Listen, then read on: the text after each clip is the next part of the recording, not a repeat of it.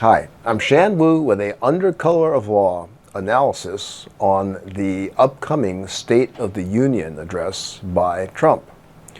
So first of all, it's not actually a State of the Union address, but it's a, quote, address to Congress, unquote. Why is that? Because it's the first of his second but non-consecutive term. So typically, when the president first assumes office, traditionally, they don't give a State of the Union. I guess the common sense idea is they haven't really done anything yet. They don't know what the State of the Union is, and therefore it's just called an address to Congress. But really, who cares? The real question is, how should the Democrats respond? How should we respond? We know how the mainstream media is going to respond. It's already begun. It's going to be like a non-stop Super Bowl gleeful coverage of all the goings-on, even what people will be wearing. And it really ignores the reality of what is happening, the reality of the context in which Trump is going to be addressing Congress. Now, historically, just to point out something, the so-called State of the Union address has gone on for a very, very long time. George Washington gave the first one. There are some little records in here. I'm sure you'll hear a lot about this during the live coverage of it tomorrow from mass media. I think Bill Clinton holds the record for longest verbal address. I think Biden had the longest one that was in writing as well. Jimmy Carter submitted a huge one, but it was completely in writing. So you get all sorts of trivia you're going to be hearing about this stuff. None of that is going to address exactly what's happening to us and to the country right now. So much is going wrong, right? This is a blatant, naked grab of power. It could not be more obvious in so many ways. Every day we see more evidence of that. So there's never been a moment like this in our history, really. And there's therefore never been a State of the Union moment like this. Now, we can look back on a little bit of recent history. We'll play this little tidbit of Richard Nixon. 1 year of Watergate is enough. And 7 months later, I shall resign the presidency effective at noon tomorrow. And that's sort of an ironic prophecy with Nixon saying, we've had enough of Watergate, it's all over, and a little bit later, he's out of there because of Watergate. Another important moment, which is important because it may inform us a little bit about what we might be doing here and what the Democrats could do, is this one. Nancy Pelosi ripping up Trump's speech after he was done. That, of course, was Nancy Pelosi's famous reaction to Trump's first-term address to the nation and to Congress. And she later talked about the fact that she'd actually been making little tears in the paper to sort of mark lies that need to be rebutted later. But, of course, his speech turned out to be such an enormous amount of lies that she kind of just gave up. And she herself said, she reached sort of a breaking point, so she just figured the whole thing should just be, torn up at that point.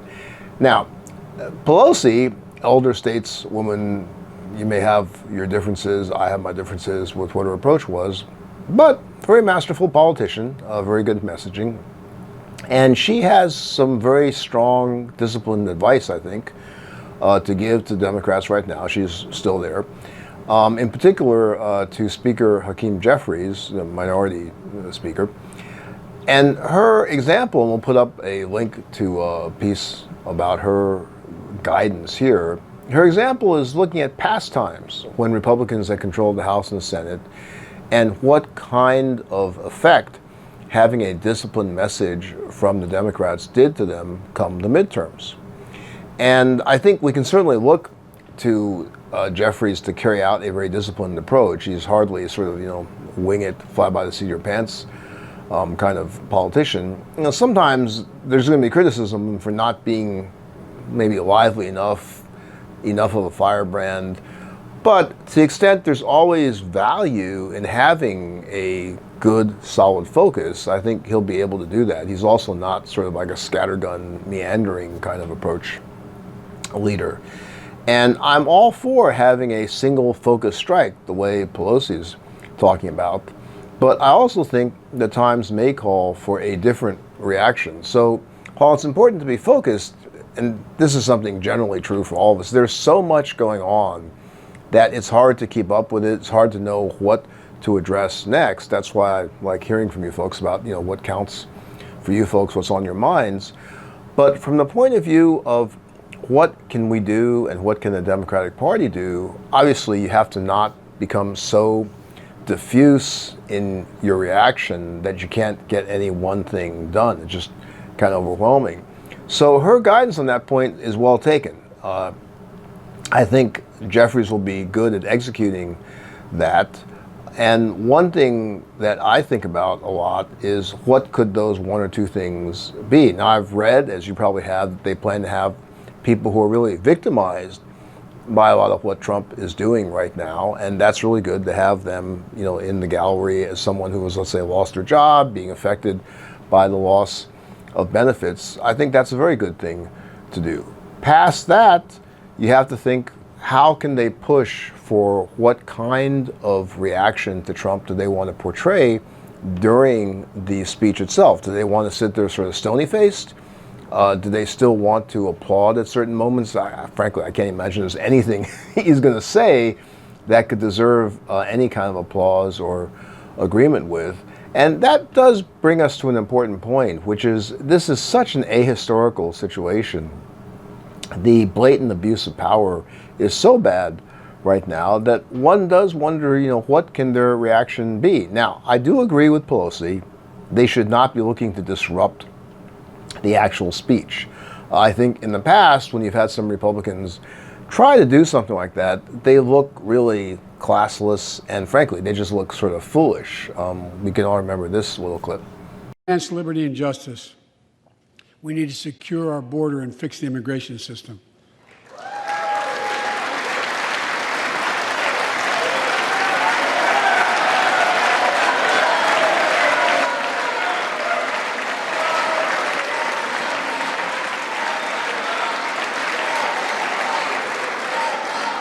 And as you might guess, I think they may also just come across as grossly arrogant. Last week, the Supreme Court reversed a century of law that I believe will open the floodgates for special interests, including foreign corporations, to spend without limit in our elections.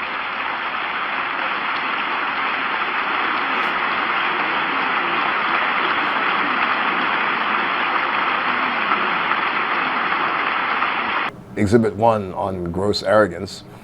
Justice Alito, shaking his head during Obama's speech, basically calling him a liar, saying not true, not true.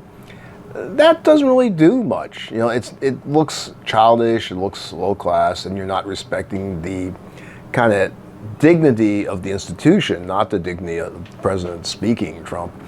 I think we do need something different, though, to address what Lincoln called out in his address here. We'll play you a little clip of that, not Lincoln talking, unfortunately. And some speeches are timeless in their prose. Take this quote from Lincoln, for instance. The dogmas of the quiet past are inadequate to the stormy present. The occasion is piled high with difficulty, and we must rise with the occasion. As our case is new, so we must think anew and act anew. Still works. And I think what really needs to be done here is some form of what Elie Mystel has called for, which is basically a boycott of it.